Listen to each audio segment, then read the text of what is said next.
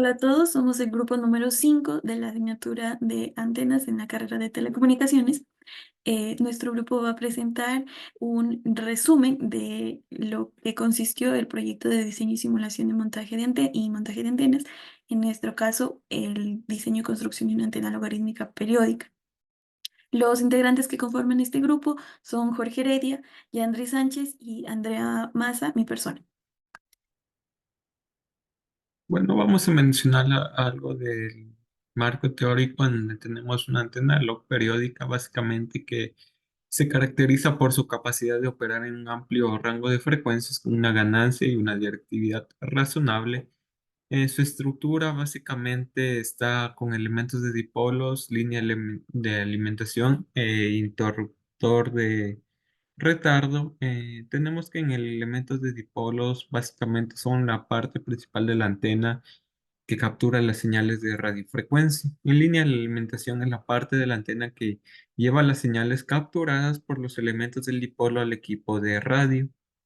El interruptor de retardo, básicamente, este es un componente eléctrico que introduce un retardo en la señal de radio que pasa a través de él.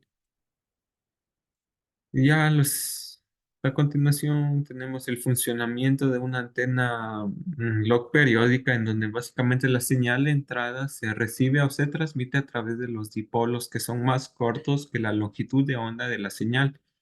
Esto básicamente es posible gracias a la configuración específica de los interruptores de retardo y la disposición de los elementos del dipolo de la antena. La antena log periódica es capaz de mantener una relación de onda estacionaria de voltaje constante y una ganancia constante en un amplio rango de frecuencias. Esto hace que sean especialmente útiles para aplicaciones que requieran operar en un rango de frecuencias variable, eh, como en las comunicaciones de banda ancha. Aplicaciones de la antena log periódica tenemos en telecomunicaciones que debido a su capacidad para operar en un rango de frecuencias amplio y variable, las antenas log periódicas se utilizan en aplicaciones de telecomunicaciones, especialmente comunicaciones de banda ancha. En radiodifusión, estas antenas son ideales para la transmisión de señales de televisión y radio debido a su capacidad para mantener una ganancia constante a través de un rango de frecuencias. Aplicaciones en investigación científica, básicamente, especialmente en la radioastronomía, las antenas log periódicas son valiosas por su capacidad para operar en un amplio rango de frecuencias. Para los cálculos de la antena, iniciamos calculando los valores para una antena logarítmica convencional. Después pasamos a los cálculos de una antena microstrip y finalmente relacionamos estos dos cálculos a través de un factor para obtener los valores reales de las dimensiones de la antena impresa en microcinta. Entonces, iniciamos explicando los cálculos de la antena logarítmica de hilo. Para ellos se inicia definiendo las frecuencias tanto mínima como máxima en las que debe trabajar la antena. Para este proyecto se solicitó trabajar en las bandas L y S y el rango de frecuencia de estas bandas va de 1.5 GHz a 4 GHz. Luego era necesario establecer un valor de tau, un factor de escala, el cual se lo define siguiendo la siguiente gráfica, en la que se relaciona el factor de tau con el espaciamiento óptimo para definir un aproximado de la ganancia de la antena. En nuestro caso, apuntamos a un valor de 8 dBi de ganancia de antena, por lo que elegimos un valor de 0.892 para el factor de tau. Ya definido esto, seguimos con los cálculos, luego procedí el espaciamiento óptimo, la apertura angular, el ancho de banda de la región activa, de la banda fraccional, el ancho de banda del diseño, la longitud de onda máxima que relaciona la velocidad de la luz con la frecuencia mínima a la que trabaja la antena, en este caso 1.5 GHz, la longitud total de la red, que sería la longitud total de la antena logarítmica, el número total de elementos, en el que nos resultó 13,97. Teóricamente, este valor se lo debería aproximar a 14 elementos o 14 dipolos. Sin embargo, luego de realizar varias simulaciones en el software que escogimos, en nuestro caso CST Studio, obtuvimos que las mejores características de la antena las teníamos al simular con 13 dipolos. Es por eso que trabajamos con ese valor. Después calculamos la longitud del dipolo más largo, el espaciamiento entre dipolos que relaciona la longitud de los dos dipolos que están entre este espacio y por último la longitud del resto de dipolos que está relacionada con con la longitud del dipolo anterior sobre tau. Finalmente, realizando ya todos estos cálculos, se obtiene las dimensiones de una antena logarítmica convencional, una antena logarítmica de hilo, y luego se procede a realizar los cálculos de una antena microstrip.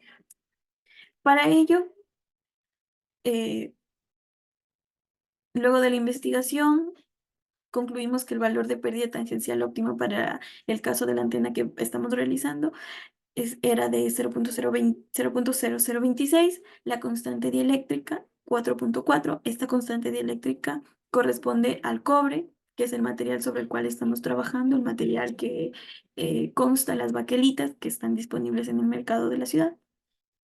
Después, la frecuencia de resonancia.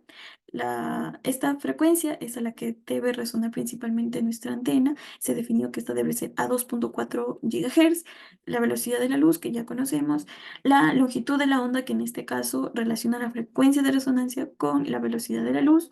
Por último, la constante dieléctrica efectiva.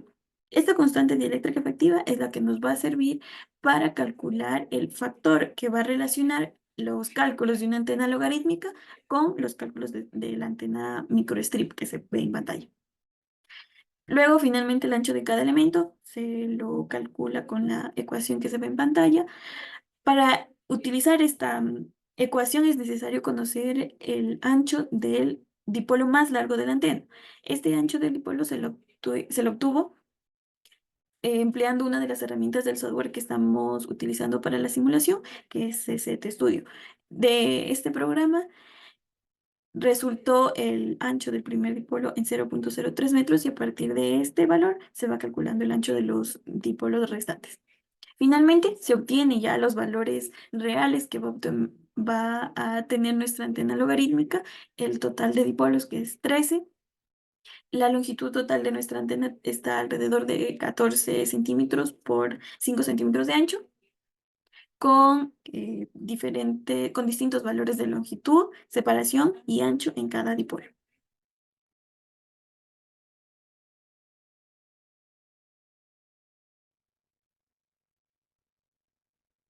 Soy Jorge y esta es la simulación de la antena. Se hizo en el programa de CST Studio. Entonces, para simularla, lo que se hizo es colocar las variables en esta parte de aquí. Se fue definiendo cada uno de los largos, separaciones entre elementos. Aquí está su descripción. Y también su respectivo valor, que se fue calculando, bueno, de los cálculos. Aquí también tenemos variables como la de tau. Para realizar el resto de cálculos se puso aquí como si fueran fórmulas. Y bueno, así fueron saliendo los valores de la antena.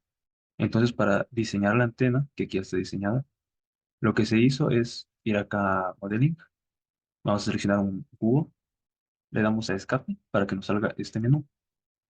Entonces aquí nosotros le pusimos un nombre, el poder conductor,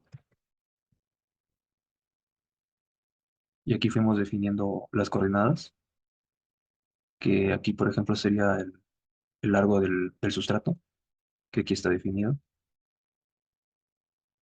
Aquí el largo del conductor, la altura del conductor, y bueno, pues se fueron usando esos valores. Aquí, por ejemplo, puedo poner el largo del sustrato, menos el largo del sustrato sobre 2 hasta el largo del sustrato sobre 2. Y en Y va a ser lo mismo. Aquí va a ser el largo del sustrato. Arriba va a ser el ancho, ¿verdad? Sobre 2. Y el largo del sustrato sobre 2. Aquí va a ser la altura del sustrato sobre 2 porque todo, esto va sobre 2 porque todo está está centrado en los ejes, ¿sí? Como se puede ver. Este sería el eje Y, X y Z, que como está en la figurita. Entonces esto está centrado en el eje, entonces por eso se toman valores de mitad. Entonces aquí pues, le damos a preview para ver cómo quedaría la imagen, bueno, el cubo, y aquí vemos cómo en naranja se sombrea lo que se crearía.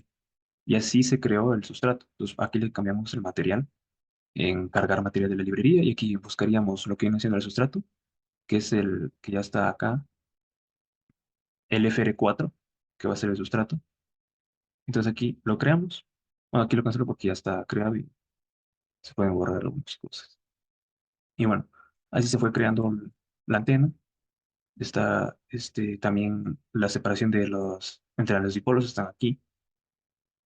Aquí está. Y se tomó de esta manera porque va a ser la separación más la mitad de los anchos entre las antenas, entre los elementos, perdón, ya que la separación calculada va a ser de la mitad del elemento hacia la mitad del otro elemento. Entonces se calculó de esta manera para llevarlo aquí al simulador. Entonces, una vez creada la antena, bueno, el otro lado es lo mismo, pero al revés. Entonces se usó esta herramienta de aquí, la cual en la opción de mirror, nosotros copiamos y en el eje X le ponemos menos uno, por ejemplo, y aquí ya podemos ver cómo la antena se duplica. Bueno, aquí sería en Y, ¿verdad? Digo en X, sí. Ahí está. Ahí podemos ver cómo la antena se da la vuelta. Es como un modo espejo. Entonces, así de fácil se creó el otro lado. Solo hizo falta hacer el lado delantero y el otro ya copiar. Así que bueno, aquí están los resultados. Aquí tenemos los parámetros S, donde tenemos las frecuencias a las que más resuenan, que en este caso salió en el marcador 3 bueno, es de 1.8 y en el marcador 2 es de 3.5. Pero a nosotros la frecuencia que nos interesa es la del marcador 1 de 2.4 que salió con un valor en decibeles de menos 24.68 lo cual es bueno ya que a partir de menos 10 todos esos valores resuenan. Entonces nuestra antena se puede decir que sí resuena a 2.4. Ahora vamos con los valores Z, que a 2.4 tenemos este valor, 48.9 ohmios. Y luego acá en Y también tenemos matriz, 2.4 tenemos este valor. Luego los valores del ROE, tenemos que en 2.4 tenemos un valor de 1.1, lo cual es muy bueno. Y luego tenemos también información del puerto, la línea de impedancia, que a 2.4 GHz el puerto tiene una impedancia de 47.8. Luego podemos ver también aquí la distribución de corriente en lo que viene siendo nuestra antena, que podemos modificar los valores aquí. Por default viene un valor muy grande, entonces no se aprecia mucho, yo lo bajé a 3000 watts por metro, entonces queda de esta manera, sería así, a 2.4 GHz aquí. Y acá podemos observar lo que viene siendo nuestra antena ya con su diagrama de radiación. Lo podemos ver en dos dimensiones. Aquí podemos ver que la frecuencia de 2.4 GHz tiene un lóbulo principal de 9.19 dBi y un lóbulo y la dirección del lóbulo es a 90 grados. El ancho de haz va a ser de 82.7 grados y el lóbulo anterior o atrás va a ser de 20.7 decibeles, de menos 20.7 decibeles. Entonces, acá volviendo a la parte 3D, aquí vemos que nuestra antena es muy directiva, como tiene que ser una log periódica. Entonces, podemos decir que está bien. Aquí estamos en la sección de directividad y podemos comprobar que la directividad es de 9.2 dBi. Entonces aquí podemos ponernos en la ganancia y podemos ver que la ganancia es de 7.66 dBi. Y aquí ponemos, bueno, más valores ahí que nos permite el programa. El flujo de corriente, ahí está. Bueno, lo dejamos aquí en ganancia. Y esa sería la simulación, los parámetros S. Y bueno, aquí también tenemos la eficiencia, ¿sí? Parámetros Z y BCR, que bueno, salió muy bueno. Y eso sería todo.